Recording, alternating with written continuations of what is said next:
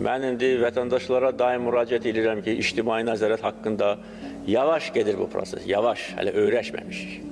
Hələ hesab edirik ki, bəli, orada hansısa icra başçısı bir ağadır, xandır, istədiyini elə bilər, insanları qul kimi işlədə bilər, insanlar da buna dözməlidirlər.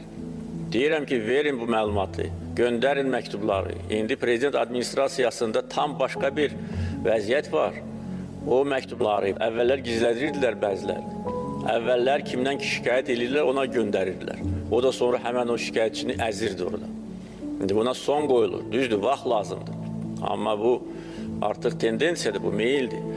Ona görə cəmaət da ictimai nəzarət işində daha fəal olmalıdır. Bir çox məsələlər haqqında məlumatı mən əvvəllər mətbuatdan alırdım.